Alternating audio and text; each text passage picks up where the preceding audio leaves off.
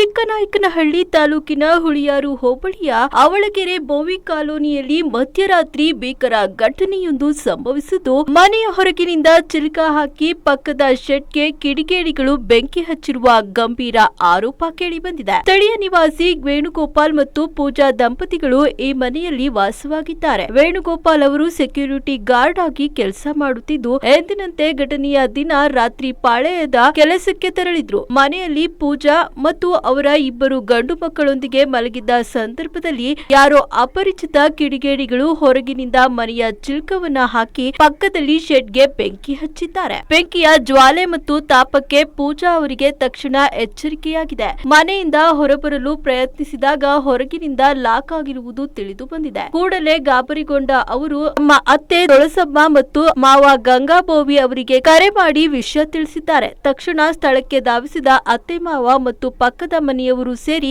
ಮನೆಯ ಚಿಲಕವನ್ನ ತೆರೆದು ಪೂಜಾ ಮತ್ತು ಮಕ್ಕಳನ್ನ ರಕ್ಷಿಸಿದ್ದಾರೆ. ನಂತರ ಎಲ್ಲರೂ ಸೇರಿ ಹರಸಾಹಸ ಪಟ್ಟು ಬೆಂಕಿಯನ್ನ ನಂದಿಸಿದ್ದಾರೆ. ವಿಷಯ ತಿಳಿಯುತ್ತಿದ್ದಂತೆ ಹುಳಿಯಾರು ಪೊಲೀಸ್ ಠಾಣೆಯ ಅಧಿಕಾರಿಗಳು ಸ್ಥಳಕ್ಕೆ ಭೇಟಿ ನೀಡಿ ಪರಿಶೀಲನೆ ನಡೆಸಿದ್ದಾರೆ. ಅದೃಷ್ಟವಶಾತ್ ಯಾವುದೇ ಪ್ರಾಣಾಪಾಯ ಸಂಭವಿಸಿಲ್ಲವಾದರೂ ಈ ಕೃತ್ಯವು ಸ್ಥಳೀಯರಲ್ಲಿ ಆತಂಕ ಮೂಡಿಸಿದೆ. ಈ ಸಂಬಂಧ ಹುಳಿಯಾರು ಪೊಲೀಸ್ ಠಾಣಾ ವ್ಯಾಪ್ತಿಯಲ್ಲಿ ಪ್ರಕರಣ ದಾಖಲಾಗಿದ್ದು, ಪೊಲೀಸರು ಕಿಡಿಗೇಡಿಗಳ ಪತ್ತೆಗೆ ತನಿಖೆ ಕೈಗೊಂಡಿದ್ದಾರೆ. ಇವರು ಹುಳಿಯಾರು ಸಬ್ ಇನ್ಸ್ಪೆಕ್ಟ್ರು ಬಂದಿದ್ದರು ಸರ್. ಬೆಳಗ್ಗೆ ಬನ್ನಿ ಅಂತ ಹೇಳಿದ್ದಾರೆ.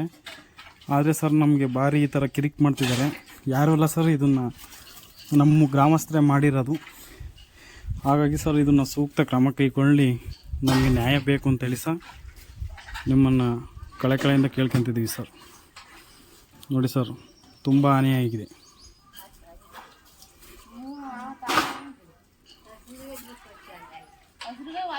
ಯಾರೂ ಇರಲಿಲ್ಲ, ನಾನು ಹುಡುಗರು ಮಾತ್ರ ಮನ್ಕೊಂಡಿದ್ವಿ. ಆ ಟೈಮನ್ನು ಹೊಡ್ಕೊಂಡು 10 ಗಂಟೆ ನಾನು ಮನ್ಕೊಂಡಿದ್ದೆ. 12 ಗಂಟೆ ಹೊತ್ತು ಬೆಂಕಿ ಇಕ್ಕಿದ್ರು. ಬಂದು ಬೋಲ್ಟ್ ತೆಗಿಯೋಕೆ ಹೋಗೋ ಹೊತ್ತಿಗೆ ಕಿಟಕಿ ನೋಡಿದ್ರೆ ಬೆಂಕಿ ಹತ್ಕೊಂತಿತ್ತು. ಅಷ್ಟೊತ್ತಿಗೆ ಬಾಗಿಲು ತೆಗಿಯೋಣಂತ ಬಂದೆ, ಬೋಲ್ಟು ಹಾಕ್ಕೊಂಡಿದ್ರು. ಅಷ್ಟೊತ್ತಿಗೆ ನಮ್ಮ ಅತ್ತೆ ಮಾವಂಗೆ ಫೋನ್ ಮಾಡೋ ಹೊತ್ತಿಗೆ ಓಡ್ ಬಂದು ಬೋಲ್ಟ್ ತೆಗೆದ್ರು. ಅಷ್ಟೊತ್ತಿಗೆ ಮಣಿಕಂಠಣ್ಣ ಅನ್ನೋರು ಕೂಡ ಬಂದು ಬೆಂಕಿ ಹಾಕಿ ನಮ್ಮೊಟ್ಟಿಗೆ ಹೋಯಿದ್ರು.